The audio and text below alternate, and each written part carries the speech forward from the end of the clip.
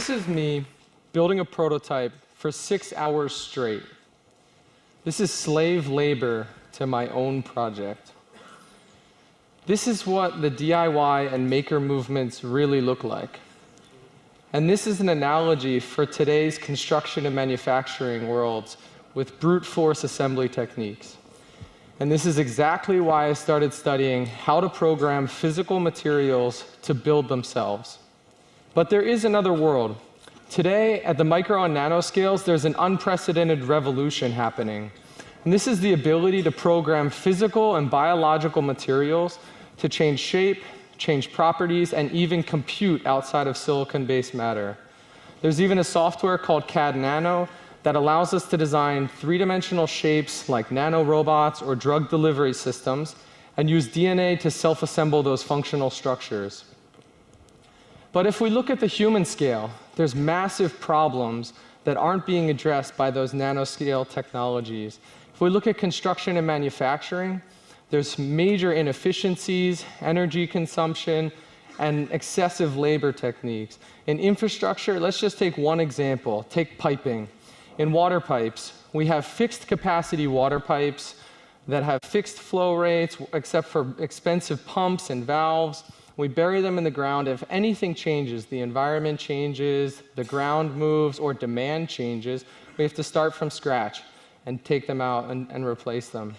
So I'd like to propose that we can combine those two worlds, that we can combine the world of the nanoscale, programmable, adaptive materials, and the built environment. And I don't mean automated machines. I don't just mean smart machines that replace humans, but I mean programmable materials that build themselves. And that's called self-assembly, which is a process by which disordered parts build an ordered structure through only local interaction. So what do we need if we want to do this at the human scale? We need a few simple ingredients. The first ingredient is materials and geometry, and that needs to be tightly coupled with the energy source. And you can use passive energy, so heat, shaking, pneumatics, gravity, magnetics. And then you need smartly designed interactions. And those interactions allow for error correction, and they allow the shapes to go from one state to another state. So now I'm going to show you a number of projects that we've built from one-dimensional, two-dimensional, three-dimensional, and even four-dimensional systems. So in one-dimensional systems, this is a project called the self-folding proteins. And the idea is that you take the three-dimensional structure of a protein. In this case, it's the Crambin protein. You take the backbone, so no cross-linking, no environmental interactions, and you break that down into a series of components. And then we embed elastic. And when I throw this up into the air and catch it, it has the full three-dimensional structure of the protein, all of the intricacies. And this gives us a tangible model of the three-dimensional protein and how it folds, and all of the intricacies of the geometry. So we can study this as a physical, intuitive model. And we're also translating that into two-dimensional systems. So flat sheets that can self-fold into three-dimensional structures. In 3 dimensions, we did a project last year at TED Global with Autodesk and Arthur Olson, where we looked at autonomous parts, so individual parts not pre-connected that can come together on their own. And we built 500 of these glass beakers. They had different molecular structures inside and different colors that could be mixed and matched, and we gave them away to all the TEDsters. And so these became intuitive models to understand how molecular self-assembly works at the human scale. This is the polio virus. You shake it hard and it breaks apart, and then you shake it randomly and it starts to error correct and build the structure on its own. And this is demonstrating that through random energy, we can build non-random shapes. We even demonstrated that we can do this at a much larger scale. Last year at TED Long Beach, we built an installation that builds installations. The idea was, could we self-assemble furniture-scale objects? So we built a large rotating chamber, and people would come up and spin the chamber faster or slower, adding energy to the system and getting an intuitive understanding of how self-assembly works and how could we use this as a macro-scale construction or manufacturing techniques for products. So remember I said 4D. So today, for the first time, we're unveiling a new project, which is a collaboration with Stratasys, and it's called 4D printing. The idea behind 4D printing is that you take multi-material 3D printing, so you can deposit multiple materials, And you add a new capability, which is transformation, that right off the bed, the parts can transform from one shape to another shape directly on their own. And this is like robotics without wires or motors. So you completely print this part and it can transform into something else.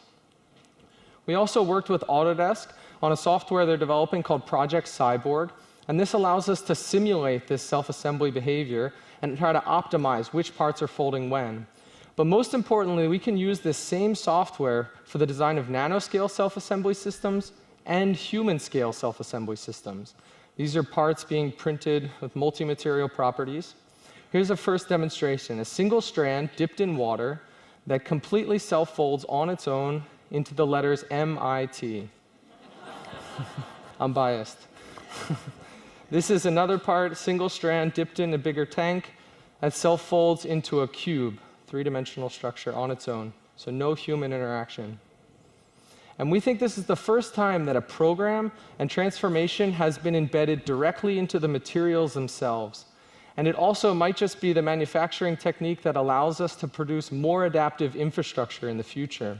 So I know you're probably thinking, okay, that's cool, but how do we use any of this stuff for the built environment? So I've started a lab at MIT, and it's called the Self-Assembly Lab. And we're dedicated to trying to develop programmable materials for the built environment. And we think there's a few key sectors that have fairly near-term applications. One of those is in extreme environments.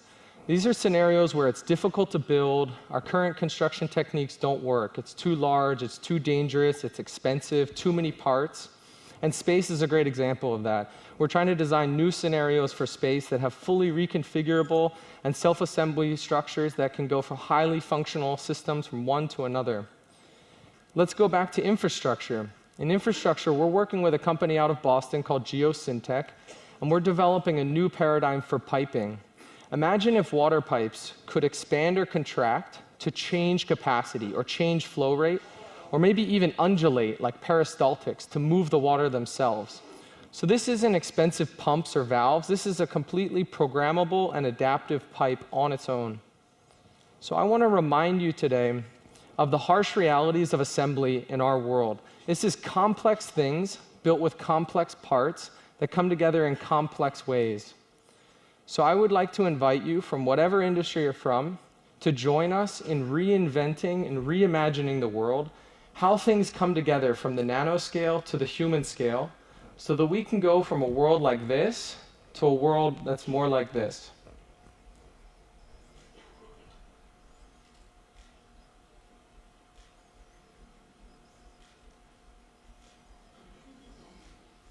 Thank you.